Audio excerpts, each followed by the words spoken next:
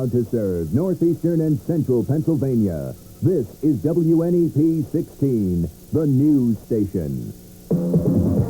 Now, Nolan Johannes, Karen Harch, pilot Jack Woolen in Skycam 16, chief meteorologist Tom Clark, and Joe Zone on sports. This is Newswatch 16. Good evening. An area woman helped to make history, and now she's home to tell us about it. Lisa Gorga-Schwartz is a native of the Wyoming Valley. She's a member of the team that found the Titanic, the massive ship that hit an iceberg and went down 73 years ago. Newswatch 16's Bob Reynolds has an exclusive interview with a woman who has made her Luzerne County relatives very proud. This was 1st of September. Never forget that day as long as I live. And it was exciting. It really was. Lisa Schwartz and 48 others did what others have failed to do in the past, find the Titanic. These are some of the pictures Lisa took and are now being seen around the world. People are running around, jumping, screaming. We had a stereo system inside. We had that blasting. We went and hit all the Portuguese wine that we bought. That night, I think they went through probably half of it. But for Lisa Schwartz and her shipmates, their feelings of joy soon turned into a deep-rooted sadness after realizing that they were sitting on top of 1,500 watery graves. Just looking at that water and just thinking of people, screaming. People in the lifeboats said they heard people screaming. And it was very emotional. That's why Lisa hopes the Titanic is left alone and the souls of the dead are allowed to rest. They're grave sites. You're going down there and you're going and digging up graves. And is it right? I guess it gets into morality, what's right and what's wrong. It's just a sad thing. And I hope people don't want to profit from it. It's not something to profit from. Death, people dying. For now, Lisa Schwartz is spending some time with her Newport Township family, and she'll soon be heading home to Virginia. Lisa hopes to see the Titanic again next year on a second expedition. But no matter what happens, Lisa knows that she shares a special bond with the Titanic and those who perished. Bob Reynolds, Newswatch 16. A Williamsport concert promoter faces legal action tonight. The State Attorney General's office filed suit against Eric Wolf, charging that he owes thousands of dollars to some Lycoming County area consumers. Action 16's Jerry Gartenberg has been keeping track of that case, and he's live with us now. Jerry, what's the latest? Well, Nolan, the suit orders Eric Wolf of Williamsport to pay back more than $4,800 to those consumers. The charge is that Wolf, who ran a company called Keystone Productions, sold tickets to a concert that never took place, then ran ads promising refunds but didn't deliver. The Attorney General's office calls that a deceptive sales practice and wants the concert promoter to face the music by paying fines as well as refunds. A hearing on the case hasn't been scheduled, but Wolf is scheduled to appear in court later this month. That's for criminal charges involving concert ticket sales. The Wolf has said he's not guilty of the criminal charges. We did try but could not reach the Williamsport businessman for a comment today. How about these consumers then, Jerry? Will they be getting their money back or not? Yes, they should be getting their money back, but Assistant Attorney General J.P. McGowan says even being optimistic, that's at least a few months down the road. I see. Okay, Thanks, thank you. Jerry. The State Health Department says that so-called football flu at 2 school districts in our area has been traced to water used at a concession stand. Earlier this week, we told you that more than 200 students and teachers at the Pleasant Valley High School and Pen Argyl High School got sick after last Friday's football game between the two schools. Tests show the water used at the soda fountain at that football game was bad. The water came from the vendor's own well, and now DER has been told about it. State officials are not sure yet just what kind of contamination was in that water. When Newswatch 16 continues, why they're looking for money to solve a pet problem. Plus, we'll tell you what some independent coal dealers are saying about supplies and the UMW strike.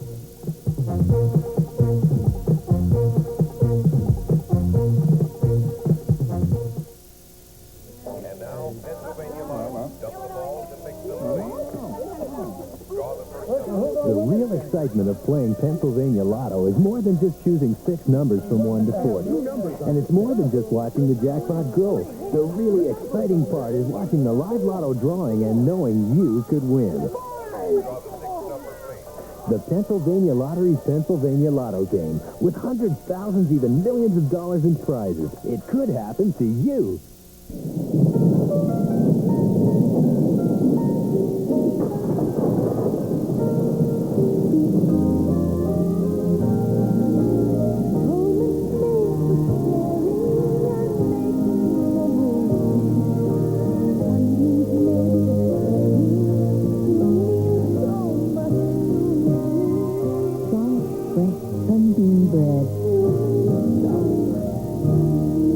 you care. You can choose pre-made, pre-packaged salads. Or you can choose to make one fresh. Choose fresh. Choose Wendy's. You can choose frozen beef. Or you can choose fresh ground beef. Choose fresh. Choose Wendy's. You can choose a hamburger warmed over under heat gas.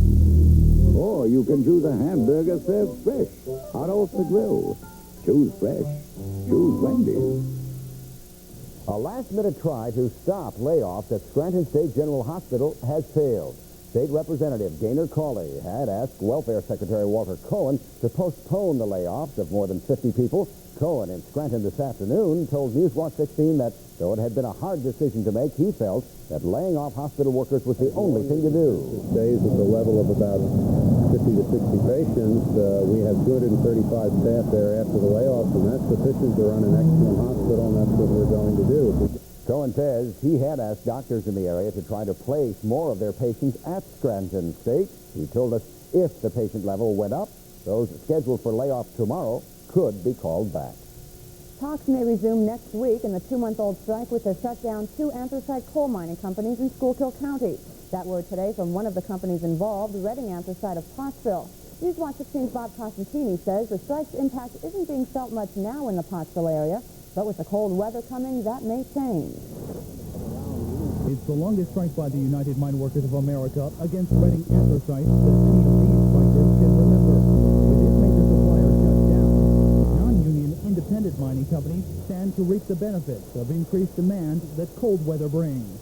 No independent miners would talk on camera, but all say they realize if the strike continues for very long, it will be good for their business. There's plenty of coal for Charles Hefner to deliver to customers in Pottsville. He and son Ross are middlemen in the strike situation. They usually sell Reading coal, but have had to turn to independent suppliers.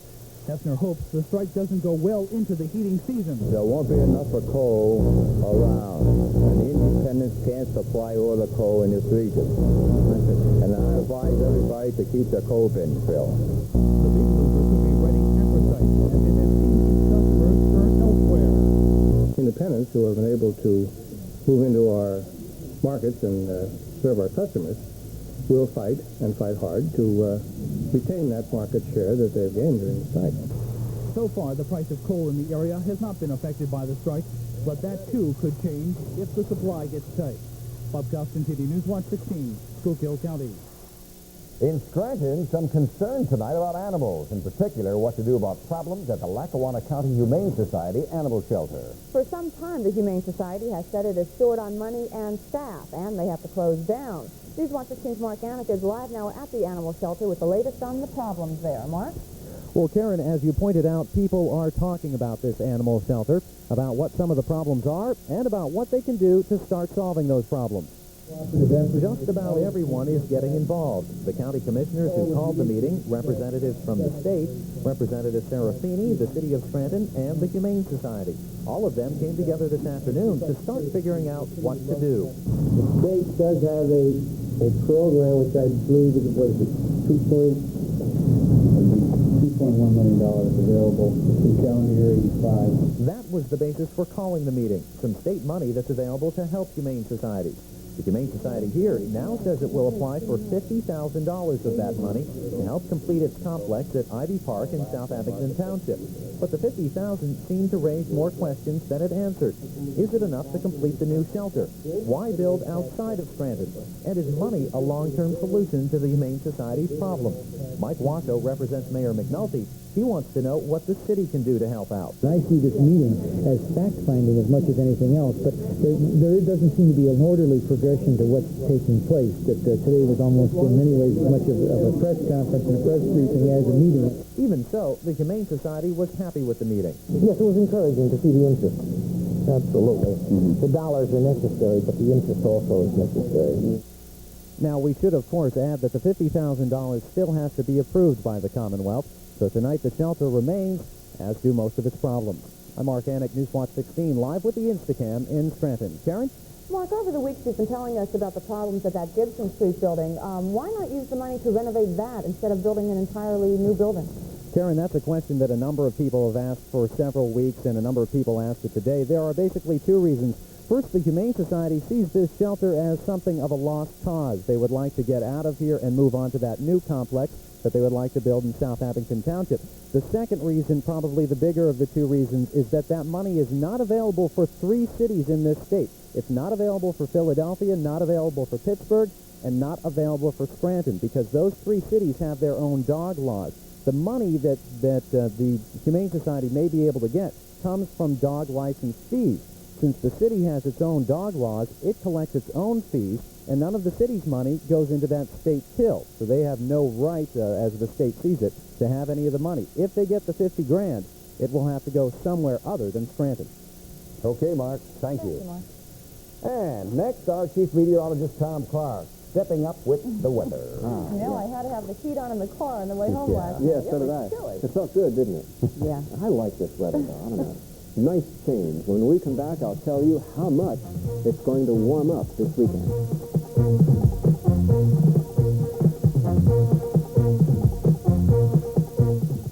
Meet the Fussler brothers, Ronnie, Johnny, and Fred.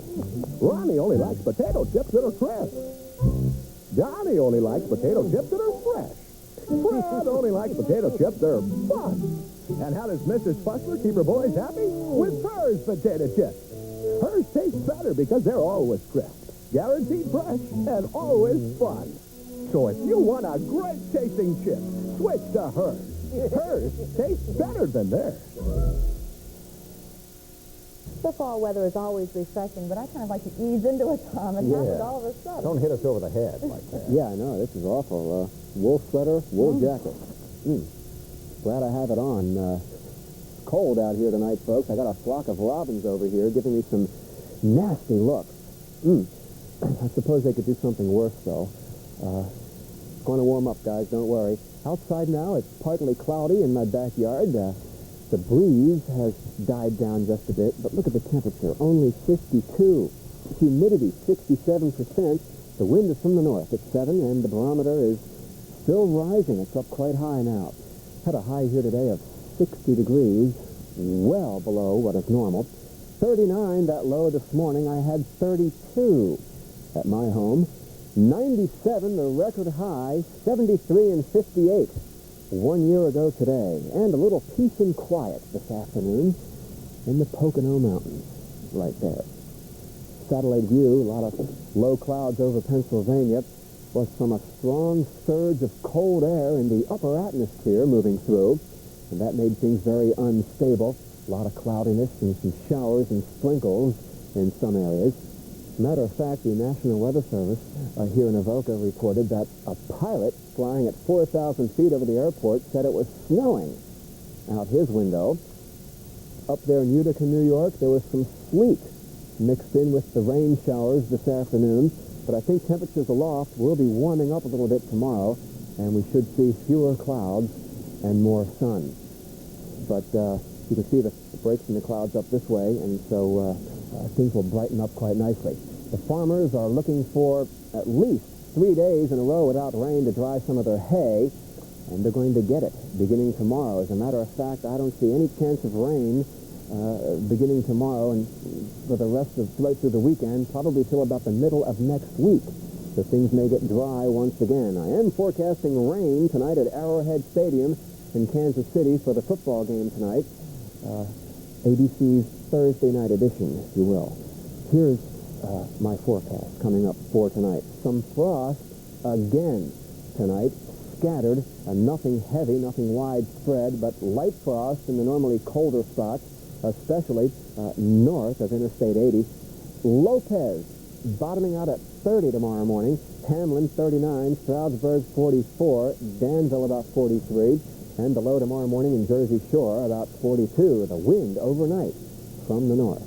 Here's your sunrise and sunset times for tomorrow, 6:42, and we have a sunset at 7:16. A few sprinkles around this evening, otherwise partly cloudy. I think the breeze will stay up just enough with some leftover cloudiness to prevent reaching 39, which is the record low here in Avoca for tomorrow morning. Nice tomorrow, beautiful on Saturday, warming up just a little bit over the weekend, touching the near 70 on Sunday. Monday looks dry as well, so don't drain the pool yet. There's still plenty of time for temperatures to climb above 80. Okay, Tom, thank you. Thanks, Tom.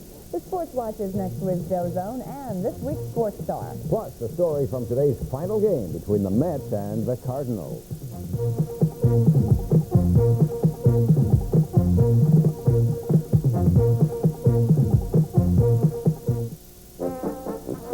Look for the Sure Save stamp of approval, and you'll find great weekly specials like these. Turkey Hill ice cream, half gallon, $1.99. Pillsbury flour, 5-pound bag, 69 cents. Pepsi Cola, all varieties, 2-liter bottle, 99 cents. And fresh grade A chicken breast, 99 cents a pound. When you want the very best, look for Sure Save. Look for the Sure Save stamp of approval at a locally owned supermarket near you. Ladies Sportswear. Why would one of the largest selections of ladies sportswear be at Burlington Coat Factory? Simple. For half a century, the owners of Burlington sold only coats, and only at wholesale. But when we opened our doors to the public, our customers demanded the same remarkably low prices and large selection in ladies sportswear. So today, the latest fashions and designer names in sportswear are here, as well as the largest selection of coats. Burlington Coat Factory, the next best thing to getting it wholesale. It's a big series, isn't it, Joe? I'll tell you what, the two of them. Today's, this one, the one coming up tonight. The Mets and the Cardinals, these guys played 3 games. All 3 are decided by 1 run. There just is no clear-cut favorite down the stretch today. The Mets blow a 6-run lead, but come back in the bottom of the 9th and beat St. Louis 7-6. That's worth at least one more day of first place. Take a look at it early. First inning, Howard Johnson, first of 3 straight doubles in the inning, one of 4 runs to score in the first, 4-0 in the first. They led 6-0 early in the 9th. Willie McGee, a home run off of Orozco, ties the game. 6-6, but in the bottom of the 9th, watch Keith Hernandez. Here it comes, a single. Mookie scores, 7-6, the final score, 22 game-winning RBI for, 22 of them in that for Hernandez, and that is a National League record. Okay, next order of business in New York is the 4-game series between the Yankees and the Blue Jays. The Blue Jays lead the Yankees by 2.5 games, 2 in the loss column. Tonight, the first of 4 games.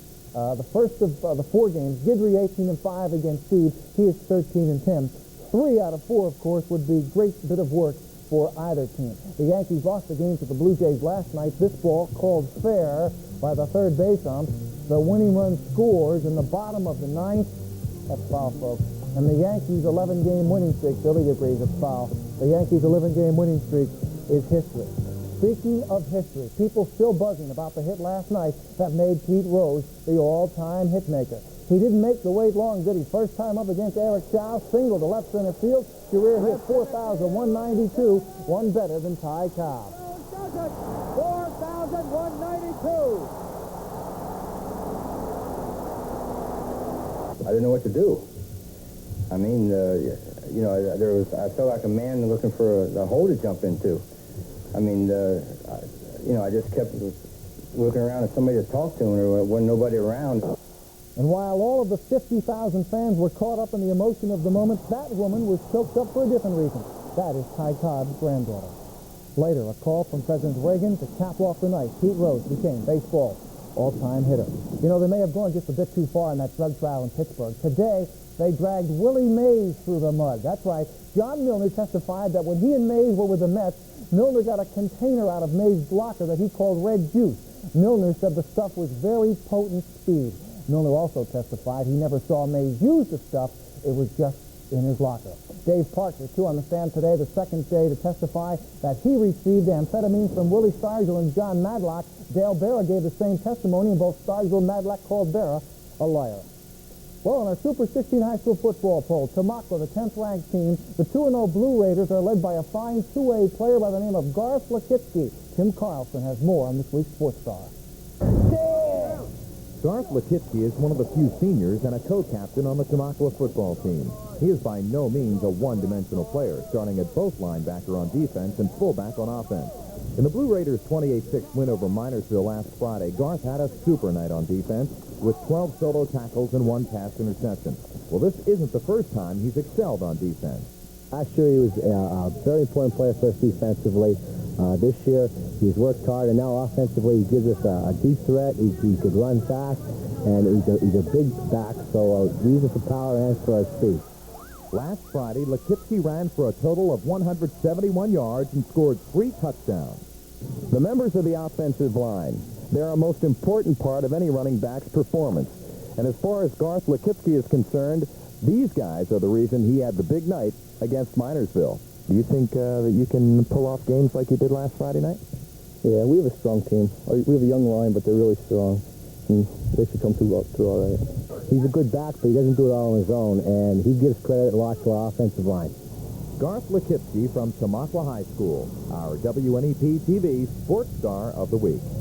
Jim Carlson, Sports Watch 16, Tamaqua. That's all of it, Jackson Blue Jays tonight. Okay, Joe. Thanks, Joe. When Newswatch 16 continues, fixing a zoo. We'll tell you what's starting up at the NAOG Zoo in Scranton in just a moment.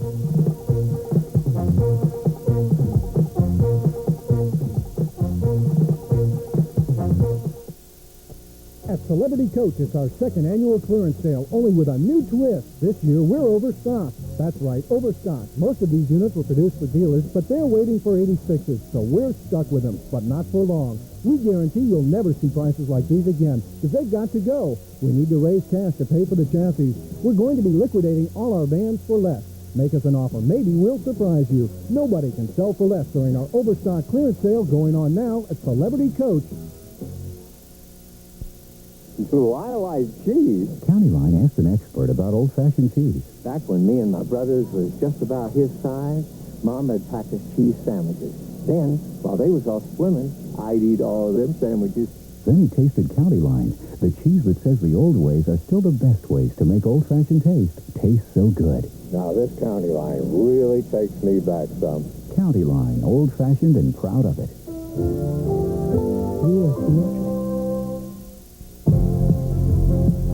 Boots for fashion. Boots for fun. Come find the boot that fits your legs at Pickway Shoes now. The selection is vast. The prices surprisingly low. This week, Pickway sale prices their tough corduroy runarounds at only $9.88. Discover the Pickway difference. Today's Pickway Shoes. Finally tonight, the only public zoo in our area is going native. Native American, that is. The NAOG Zoo in Scranton, which now features some caged animals from all over the world, is shifting them to showing native wild animals, not behind cages, but in natural, uncaged settings. What we're trying to do is take you back in time to another culture and show you what it was like, and hopefully what it could be like again if we are very careful about our environment. Today was the kickoff for the big 2-year change at the zoo. And that is Newswatch 16 for tonight. Enjoy your evening.